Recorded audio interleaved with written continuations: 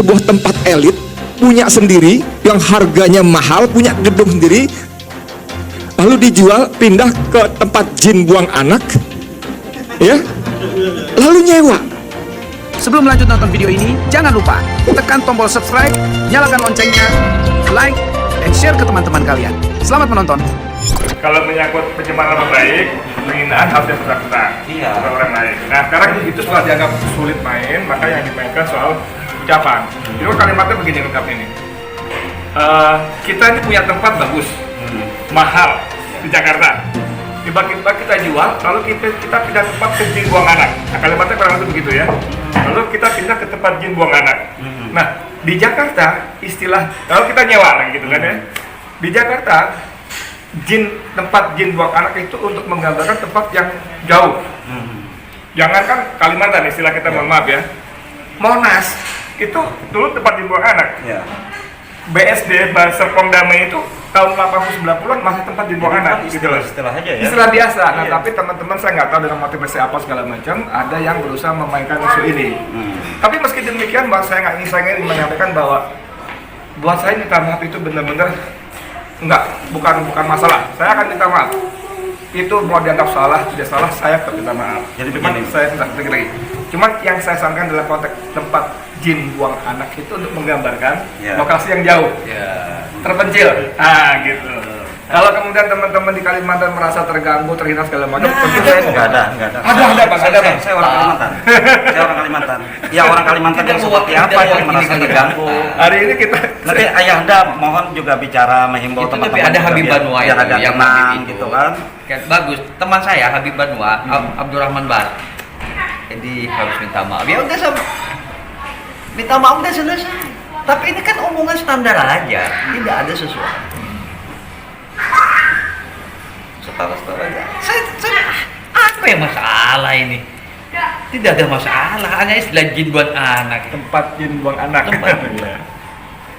Jadi itu sama sekali ya, tapi tetap bagaimanapun juga saya tetap minta maaf. Kalau apa-apa yang ternyata ucapan tadi itu dianggap melukai, buat kami di sini di Jakarta khususnya itu istilah yang sangat umum. Sebagaimana juga ada beberapa daerah yang secara budaya umum, misalnya mohon maaf di Jawa Timur ya, dia biasa berkata-kata yang buat orang Solo, wih kasar banget loh, gitu ya. Dia kau mati kapan gitu misalnya gitu kan. Itu kan maaf. Kurang lebih artinya sialan lu kapan mati lu. Tapi itu kan buat Jawa Timuran biasa banget gitu. Tapi buat kuping Solo, Jawa Tengah, ih kasar banget. Nah, jadi pada konteks itu tempat, sekali lagi saya ingin tekankan, tempat jin buang anak buat kami, saya khususnya Jakarta itu tempat benar-benar hanya menggambarkan tempat jauh. Nggak ada kaitan, ada pretensi merendahkan, menghina, nggak ada. Jadi buat teman-teman yang ada di Kalimantan, mohon ini dimengerti, pernyataan beliau sebenarnya tidak sejahat yang kita bayangkan. Terus juga apalagi di situ ada kata-kata monyet, itu yang kita Bukan saya itu lagi. itu celotehan di belakang aja.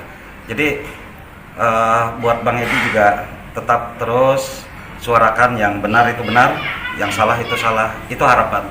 Saya orang Kalimantan, Bang Jali, Pak Hakim untuk mewakili juga Kalimantan. Terus itu ketua kita juga.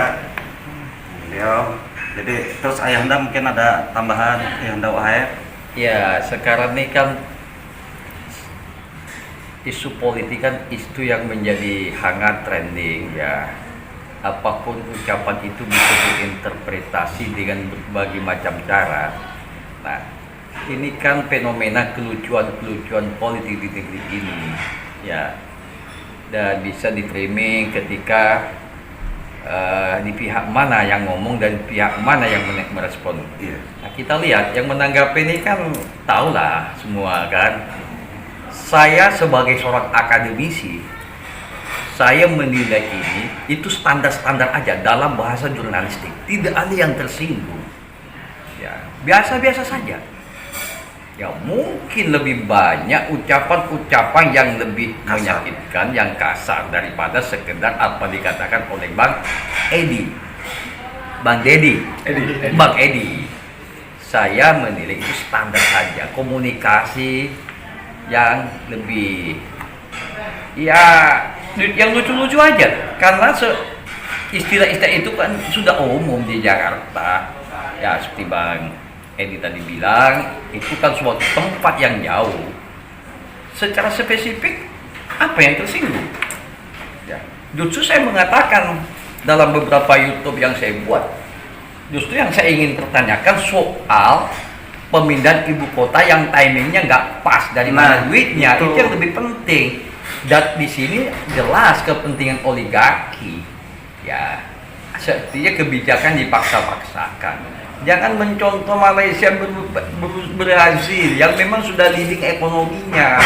Kita ini mau makan aja rakyat susah akibat COVID, masih banyak yang nggak bisa sekolah, ya masih banyak yang sekolah, kemudian kemiskinan.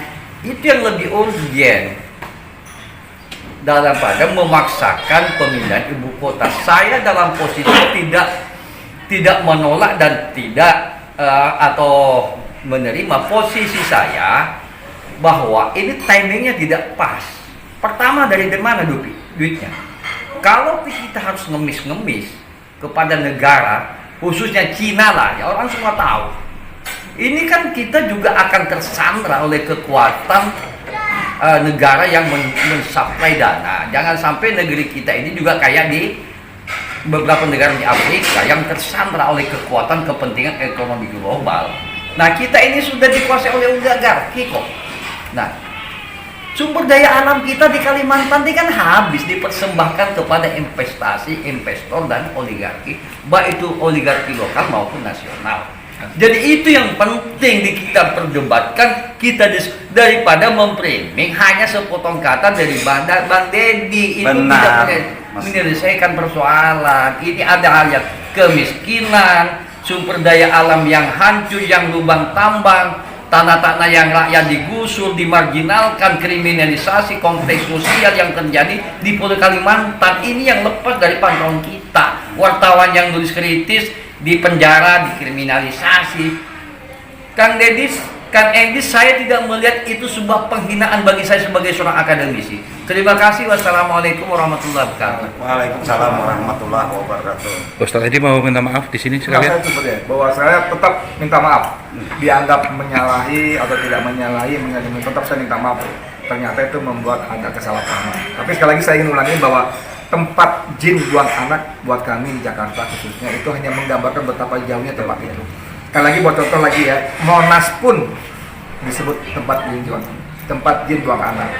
Serpong, Bintaro, BSD itu dulu tahun 80-90-an tempat jin buang anak. Ya. Gitu aja. Makasih Ya, banyak. mungkin karena saya tadi tidak menyebut, orang mungkin nanya ini siapa yang ngomong ini.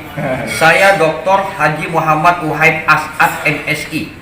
Saya tenaga pengajar pada Fakultas Ilmu Sosial dan Ilmu Politik Universitas Islam Kalimantan, Direktur Pusat Studi Politik dan Kebijakan Publik Banjarmasin Kalimantan Selatan. Terima kasih.